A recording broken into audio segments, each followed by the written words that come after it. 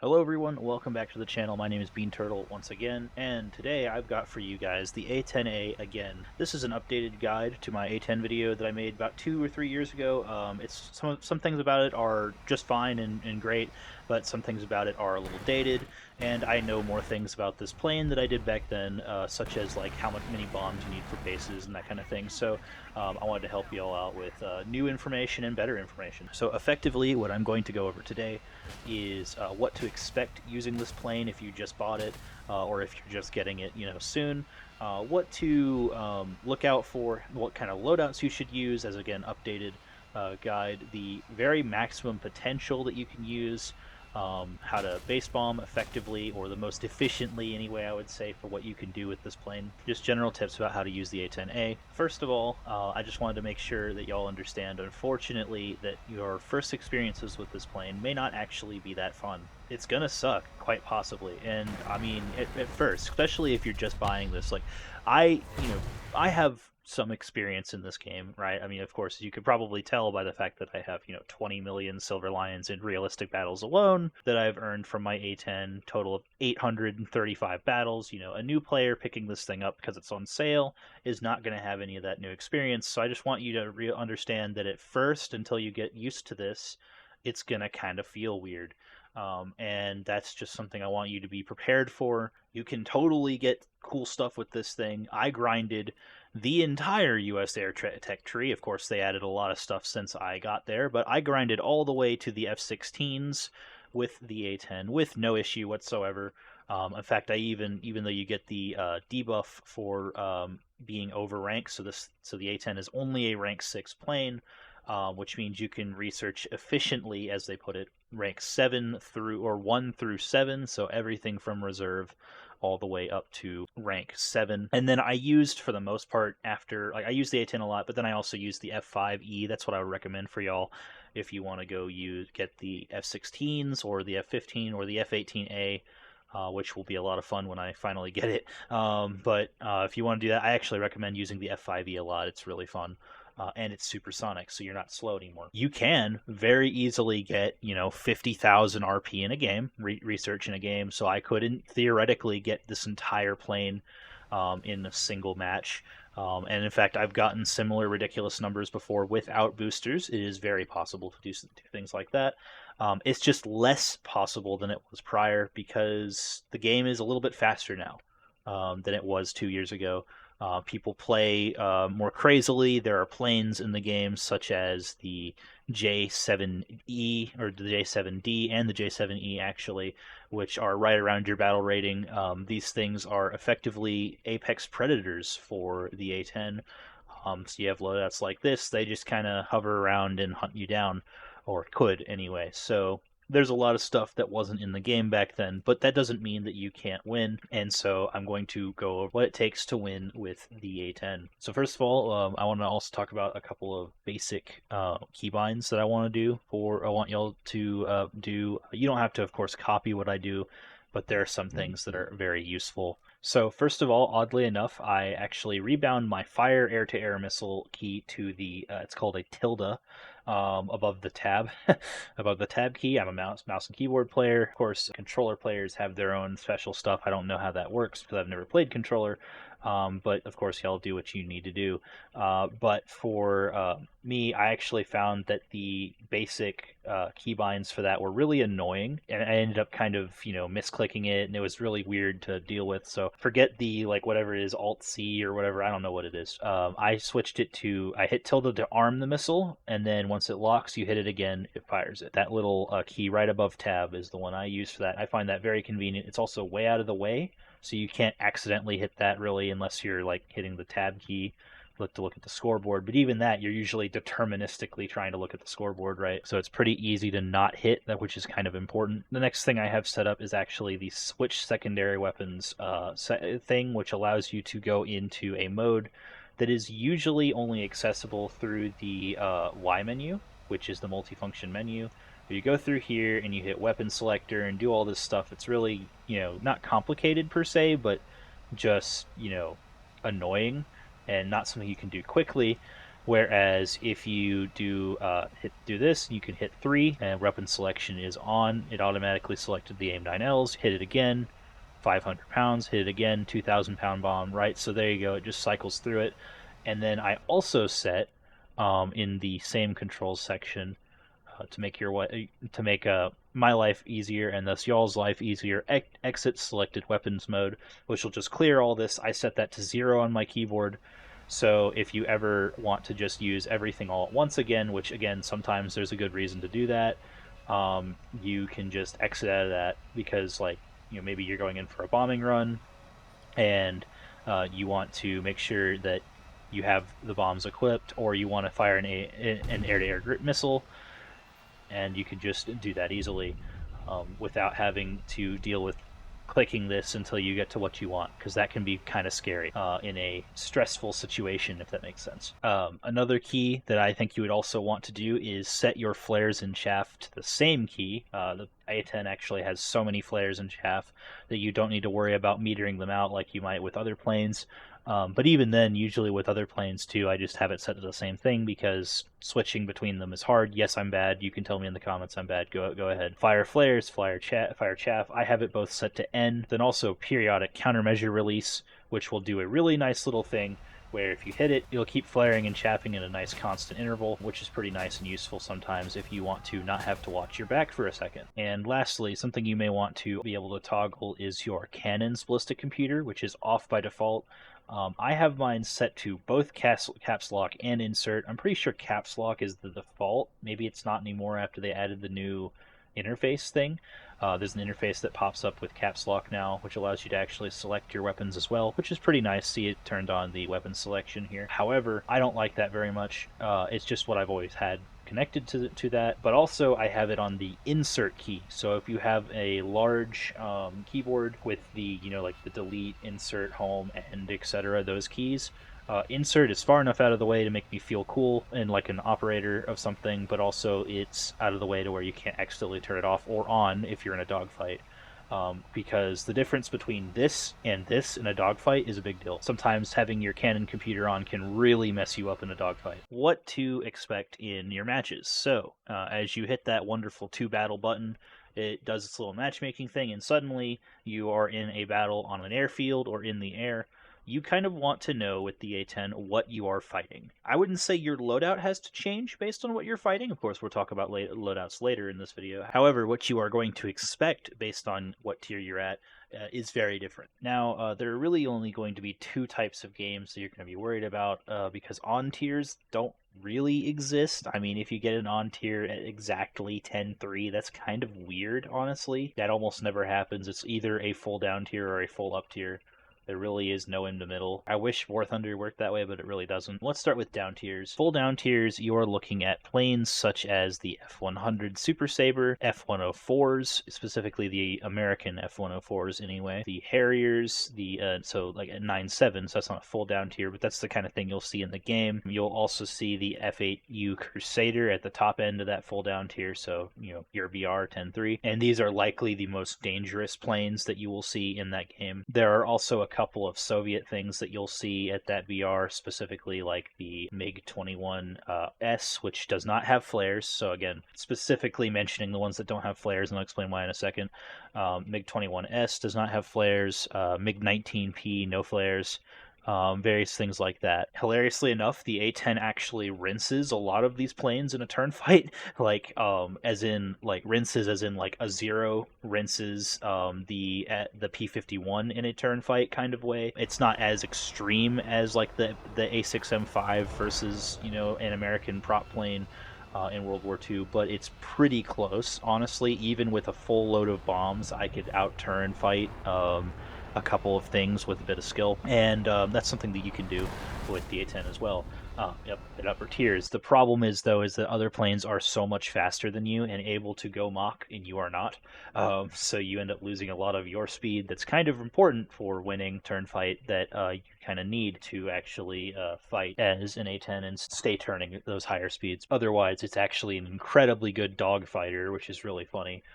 You're just slower, so if they do the smart thing and fly away and don't actually, do boom and zoom fighting, that makes your life much more difficult. The reason that no flares is very important is that within about 3 kilometers, assuming you launch the missile in the right direction at the target, your AIM-9Ls will kill every single time on those targets that do not have flares. There is literally nothing they can do, which is again why full down tiers are stupid. But if we look at the F-100, of course, this thing has no flares whatsoever at all. It has no flares. See.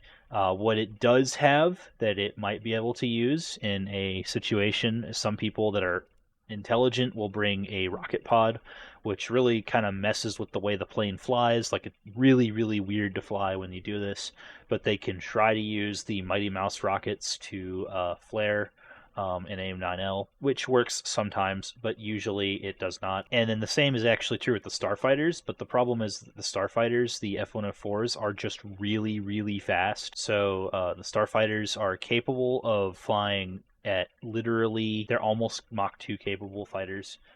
They go really, really fast. At the deck, they could possibly be going Mach 1.1, so they're literally doubling your speed.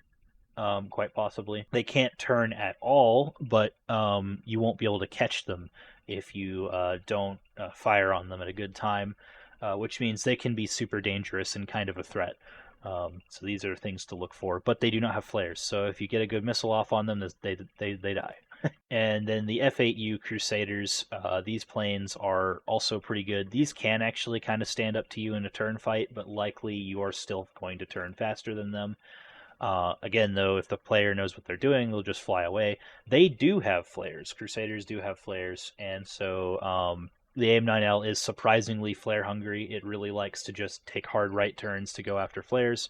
Don't get mad if that happens. That is something that will happen quite a bit. That's why you have to be very deterministic with your missile launches. The various vehicles that you want to see.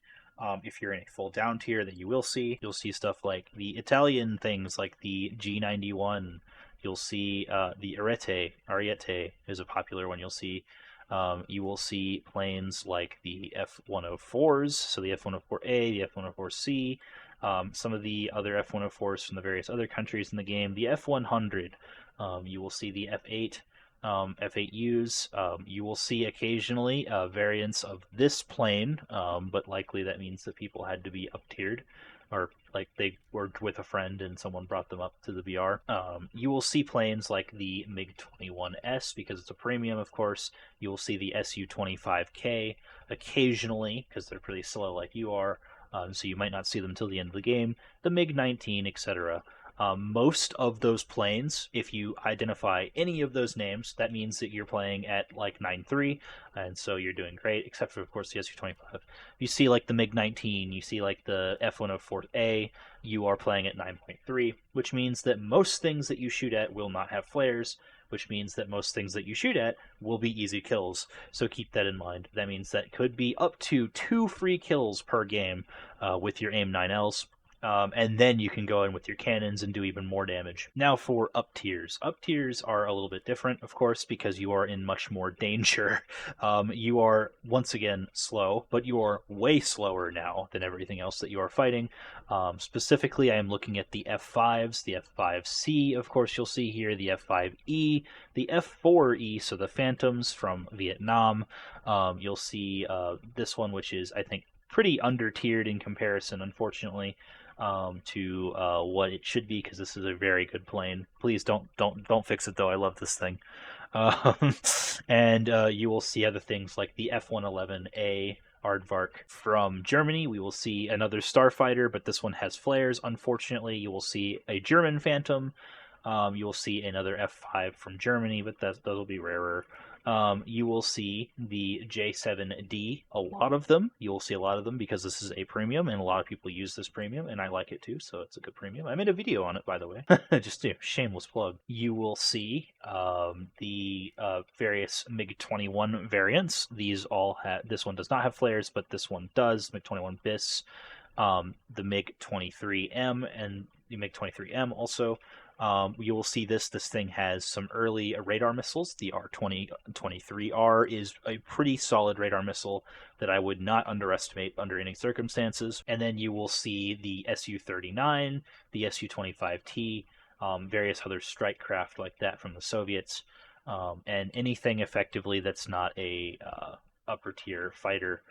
You'll see a lot of those things from the Russians. But those planes that I have mentioned just now from the various nations are pretty scary, being APR higher than you, because they are now way faster, not just faster, of course, because everything's already mostly faster than you, except for the Su-25s, which are slightly faster, but not as fast as other things.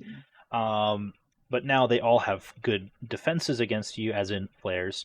A lot of the players that play those vehicles are paying attention, or they are losing their minds in their own grind, so they are looking at every single degree of the sphere multiple times every millisecond, and so they know that missile is coming in, unless they are very, very dead set on getting a kill and not paying attention to you specifically. So it might be hard to get name 9L kill, because these are not flare resistant at all, as I said before. So in an up tier, you need to fly really low. You want to stay low because the various planes are going to be lobbing radar missiles at you that you cannot do as much to deal with as you think you might. Your chaff is not going to be as efficient as it is to throw off lower radars. Of course, cheaper, earlier radars are very easy to chaff and confuse, but the upper tier radars, like from the F4E, are much better at looking at you. So it's better to, if you think you're going to be hit specifically, take a 90-degree turn and put your face in the dirt, hope it doesn't crash, and that way the radar should lose you much better. You can add some chaff in there too to help out. And once again, we're at the testing range. As a tip to deal with radars, the planes and ground radars are about the same, so if you're playing ground realistic, of course, and you get locked on, you can do the same thing. But when one of these radars locks on you, and the radars in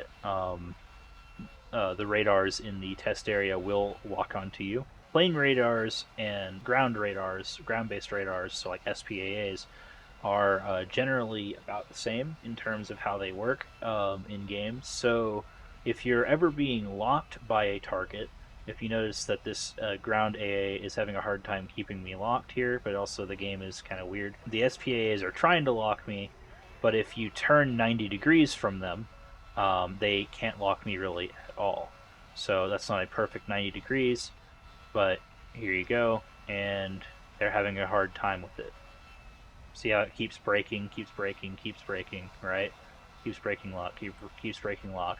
And the reason is that is called notching. That is how you also deal with radar missiles. So if a AIM-7 is coming at you, you can chaff and turn 90 degrees to the radar, and it'll have a much harder time doing that.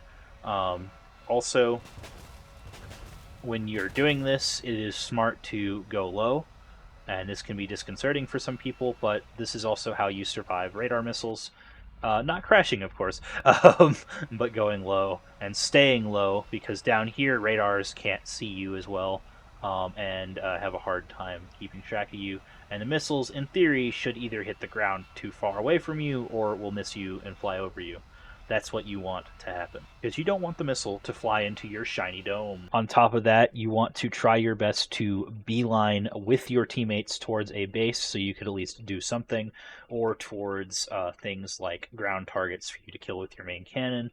That's not to say that you are hopeless, of course, you're not. I did a game the other day where I took down a couple of fighters in full up tiers, but it's not nearly as easy as down tiers are, and as good for you as down tiers are in terms of research. These games are gonna suck. And unfortunately, it seems like the majority of games that you will play will be up tiers. Be prepared to that, dear viewer. Now, survivability. Unfortunately, a lot of this has not changed in a couple of years, as most of the things that are in this plane have not really changed in a couple of years. For instance, your survivability. If the enemy hits your vertical and or horizontal stabilizer at all, you fall out of the sky like a bag full of bricks. Unfortunately, that's not how it is in real life. In real life, if I remember correctly, I read that a A-10 had this entire half of the vertical stabilizer shot off and had holes in the rest of it, and flew home just fine, like it never even happened. And that happened in real life. But of course, in War Thunder, that is not how that works, unfortunately. So you'll have that. Occasionally, rounds that are put into your wings will throw you off. However, what is kind of cool is that if somehow your plane, your airframe, does survive, say, a missile hit or a gun run, your pilot actually does not die a lot of the times because he has this like titanium bathtub gear that makes him pretty much immune to most things. It's nearly 360-degree protection, except for, of course, from the top. So if a missile goes off, likely you don't just die. The plane falls apart first, if that makes sense. So there is a non-zero chance that you live after getting hit by a missile or a gun or something. But for the most part, that's not going to be something I would bank on. Don't buy a lottery ticket over it. And I played this clip a bit earlier, but here's a good example of another way to help survive. There are little things you can do, like juking the enemy's shots. And so in this here, I get into a little bit of a turn fight with an F3H. I could have just killed him with the A-10L, but I decided I wanted to actually do a turn fight because I wanted to. And so here in a second, he is going to get a head-on on me. You do this little spin here, there you go, and he misses his rounds because I managed to throw off his aim. Then we get into what I believe is called a two-circle fight, where I pull around. He does not pull quite hard enough, should have pulled away, and I get him. And it was pretty cool. I do get killed like immediately after this. However, here also I do a little thing to try to survive a little bit longer when I see the F-104. Just too late. I try to dodge a little bit, but he actually lands enough rounds to take out my stabilizer. As I said earlier, you just fall out of the sky. Don't really know why that's the case, but my plane was in pretty bad shape, so there you go. That right there is something else you can do. You can kind of throw off people's aim by moving around your plane a good bit. It can allow you to survive some shots that you wouldn't otherwise have survived. So the next section, I want to talk about loadouts. So don't let this freak you out. There are a lot of loadouts here, but I'll show you all how to make them and everything. And some of these loadouts I don't use at all. So the A-10 has a lot of weapons that you could put into your loadout things. So if you go down here to create loadout, you have access to all of these various things that you can slot into these various boxes. You cannot do things like, for instance, you can't put a bunch of 2,000-pound bombs on one side of the plane, but then nothing on the other. It literally just won't do it. Or apparently it will. That's crazy. I've never seen that before. It used to be that you weren't allowed to do that, or maybe you're not allowed to overweight. Yeah, see, the load of right pylon is exceeded. Yeah, okay. So, but the point is that you can't do that. Plus, it would be weird to fly. It would like veer off to the left, so you don't want to do that anyway. But some loadouts that I would recommend based on what you're doing for ground realistic battles. I guess I'll get that out of the way first. I like carrying a combination of weapons. Of course, you take the two AIM-9Ls because I think they're better than the extra 500-pound bomb. They're kind of useless, to be brutally honest. You can carry a little tiny rocket pod of Hydras in this section other than a 500-pound bomb, so I take Hydra pod on both sides. So that gives you a couple little rockets to take out light armored like SPAAs or to take out tanks with very directed hits. You've got the 6 AGM-65Bs, which are TV-guided missiles. It says it has a 23-kilometer launch range. That's garbage. Same as my old guide. It's more like 5 kilometers, maybe even 6. I believe you could probably launch one almost 8 kilometers out, but the way they've changed the way that the AGMs work, it really isn't that good. Now, to use the AGMs, they actually have a bit of a different UI than before, user interface. And so you have, of course, this. You press spacebar or whatever you have the missile bound to. It will pretty much, as best as it can, auto-lock onto a target. And if you flip out of that view, it will stay locked. And then you just press that button again, and it'll fire. You can have more than one of these up in the air at a time. They don't just randomly explode like they did years ago. However, if you're not careful, they will not keep target as well as other things. So like if we look at these light tanks out here, this BTR-80 here, you have to be careful that it actually chooses it and not the ground, because sometimes that happens. Seeker on, boom, there we go. It's tracking him. It's tracking him pretty well, actually. I'm going to launch on him. And then let's go after this other BTR-80. There are two of them, of course, and kaboom. So, first missile will land in just a second, looks like. Pop. Yep. Goodbye Ivan, and this other one missed. That's crazy, man. Maybe it was just the angle I was at, but for the most part, you saw that it actually hit the target, and you can launch these from a good distance away. This Bradley is 5k out. Pop. This truck here is again like 5k out. If you're too far away or the missile loses lock, it will explode, or the missile will just fly into whatever the last thing it looked at was, which is, if it is that exact spot, it'll hit that. But if it was like beside the Bradley, which it might very well have been, it would miss. So that's why I think this Bradley is alive, because the missile landed like over here. Keep that in mind. They're not as free as they used to be in terms of kills, but they're also not as useless as they used to be in terms of you can fire like all 6 of them at once if you want to. And then I carry some 2,000-pound bombs because, of course, those bombs are fun. This is a pretty solid loadout that has netted me a good number of kills. And of course, remember, you have your gun. Your gun is good, so use it. Your gun go burr. It will pen the engine deck and the rear of T-80s and T-72s, so you can use that to your advantage to shred through those. Leopards are too thick, actually, to pen through the side armor, unfortunately, so you could take out their engine, but that's about it. You have to go around or go down from the top to take those out. And Abrams actually are pretty thick as well in terms of side armor, so you can't actually destroy those as easily.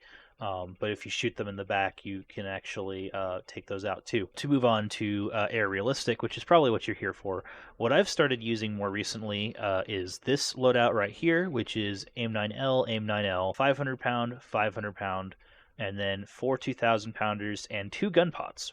In fact, in the previous clip that you just saw where I shot down that F3H, that is the loadout I was using right there. The 2 extra GAU-4s, which are also miniguns, by the way, actually give you a huge amount of extra ammo to take down ground targets, but they also increase your burst mass dramatically. You are firing so many rounds per minute, so it's 4,200 plus 6,000 plus 6,000 per minute, 16,200 rounds that are coming out of your gun per minute. Of pure freedom, and that means that every single piece of the sky in front of your plane is being filled with tracers and bullets, to where if a plane is anywhere in front of you, you're likely going to hit it. There is a very, very low chance that they don't get hit. And that actually is really good for dogfight scenarios, such as that turn fight I showed you. Also, the reasoning for this, of course, you always take the AIM-9Ls, but this is 2 bases exactly. So a single base is a single 500-pound bomb and 2 2,000-pound bombs. You don't have to mess around with the AGM stuff, like I said before, because while the AGM does the exact same job that the 500-pound does, and if you enjoy the AGMs, go ahead. I'm not going to obviously stop you. I'm not your mom. But the AGMs are just less effective than they were in terms of locking the ground. You can still do it. It's just, why worry about that when you can just drop a bomb on it directly? And this loadout, I'm pretty sure, is lighter than the one with all the AGMs and stuff. Another nice little thing you can do with the GAU-4s also is when you're taking down ground targets, they actually have different ballistics. So the GAU-8 is more accurate. The GAU-4s are less accurate, but they have a large ammo pool as well. And so if you want to take out the most possible ground targets, you can use the Y menu, the multi-function menu, and you can select the gun pods or the GAU-8. So I usually select the gun pods first, then I switch to the A-10's main gun, and that gives you double the ammo effectively.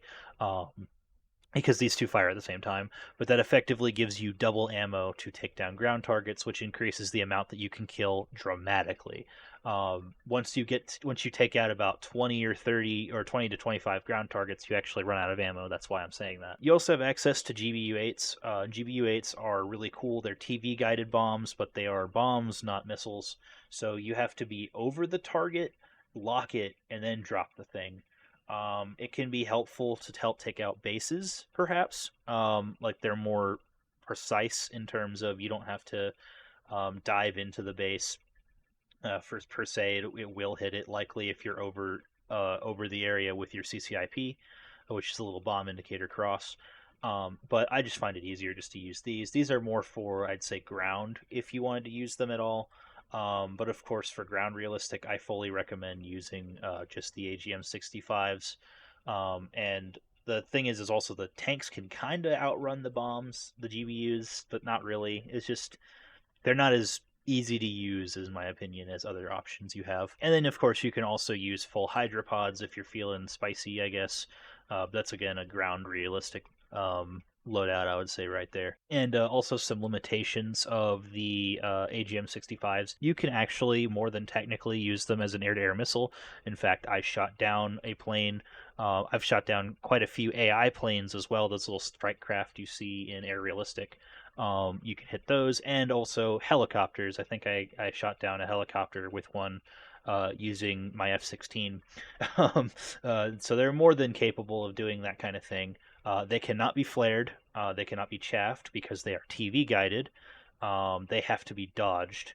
And so the plane has to actually leave the seeker head area. These things cannot turn worth anything. They fly for a very long time, and they will stay on target, but they cannot turn. Pull a couple of G's and it'll miss. So the target you're firing at has to like literally be a bot, or it has to be like a willing creature. I guess would be the D&D thing, as in like the plane is just not doing anything. The guy's AFK or broke his keyboard or something. You'll hit that person. And then again, continuing with loadouts, there are actually really two ways that you can play this thing. One of the most fun ways, in my opinion, to actually play the A-10 is to use it as a fighter.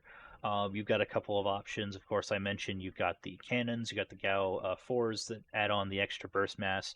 They also kind of pull your plane down when they fire. There's just so much recoil that they rip the plane downwards.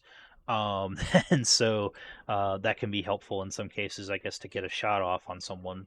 You can also just straight up run 2 missiles, which is the lightest loadout I would recommend taking. And so just 2 AIM-9Ls, and then you use your gun and you duel. You're effectively a 0 with 2 AIM-9Ls at that point. You're really quick, actually, and you'll go up to 700, 750 very easily. The plane will start to shake a little bit, but it's not going to rip wings like it would before a couple of years back. The Gaijin actually kind of removed that. For base bombing, again, I recommend still carrying a very similar loadout, but with the extra bombs. In this way, you can carry, this is 2 bases exactly. If you take what I consider max boomer, this is 3 bases, 1 base, 2 bases, 3 bases. All right, you could just drop the 4th bomb because who cares? And so you can get 3 whole bases with what I call the max boomer loadout, which is 4 500-pound bombs and 6 2,000-pound bombs. You have to use the weapon selector to make this efficient, otherwise it'll just waste what you need to take out the other bombs, as if you don't do it in the right order, you only get 2. I would not waste your time using the Hydra rockets as a base killing weapon or as a air realistic weapon. It's just really not useful unless you want to do some crazy like trick shots on people in the air with the rockets. Otherwise, it's just not useful. If you're wondering what these bombs are, the Snake Eyes, YouTube probably doesn't allow me to say what they actually are called, and that's like actually the military name. It starts with an R. But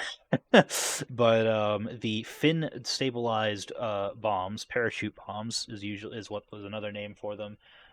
They just drop differently. They fall out of the sky more directly, as opposed to these, which kind of follow your plane as they go down. And speaking of following your plane, you don't want to be very low and catch a nice little bit of shrapnel from your big bombs. So make sure you set a fuse to 1.5 or 2 seconds. I find for ground realistic for CAS, close air support, that 1.5 seconds is just long enough to get away, but not long enough for the tank to drive away. So any longer than that, and the tank might drive off far enough to not die to your bomb. For air realistic, you don't really care. I mean, it's probably going to... You're fine. You could set the thing to greater than 1.5 seconds and you'll be fine. This is somewhat of a given, I would say, but I would also recommend trying to get your stamina and your G tolerance crew skill up as high as you can. Literally everything else doesn't matter except maybe awareness, I guess, or keen vision, which allows you to see missiles from farther distances, as well as the little player names pop up faster. Vitality is effectively useless, even though there is a non-zero chance that you don't die from a 50 cal hit, but everything is a 20 millimeter or bigger, so effectively useless at upper tiers. Defensive armament, same thing, literally useless for the A-10. I think they technically do something. I would do weapon maintenance all the way to level 5.